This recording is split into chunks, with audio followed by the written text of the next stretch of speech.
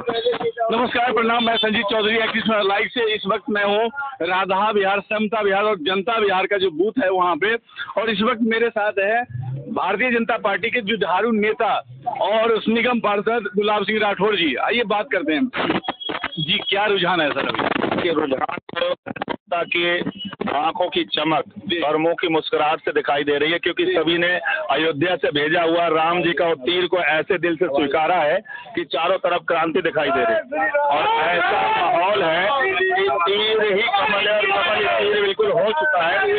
और यहाँ से आम आदमी पार्टी का सफाया हो गया है। आम आदमी पार्टी का सफाया हो गया। आम आदमी पार्टी का सफाया हो गया, ढूंढे नहीं मिल रहा है।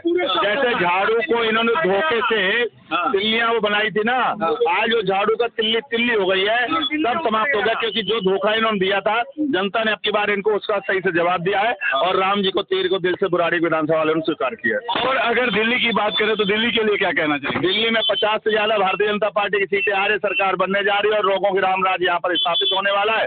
जो तमाम रुके हुए काम है वो होने वाले हैं और आगे यहाँ पर बल्ले बल्ले करेगी। जैसे उत्तर प्रदेश में डबल इंजन की सरकार है, ऐसे दिल्ली में डबल इंजन की सरकार है। कई बार लोगों को जो है भड़काने का या जो भी बलगराने की जो है काम जो अरविंद केजरीवाल जी ने किया, जिसमें कहा कि जो है हरियाणा से और यूपी से जो पानी आता है, पानी में जहर मिला करके भेजते हैं।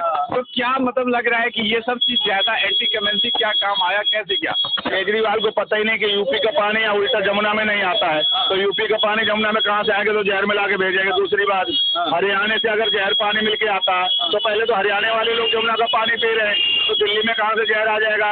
ये निकम्मा आदमी जिसके पास बस का कुछ नहीं था। और कहते हैं जनता एक बार, दो बार, तीन बार भरोसा करती है और चौथी बार पटक के मारती है। इनको 3 बार भरोसा किया और चौथी बार इनको निपटा दिया।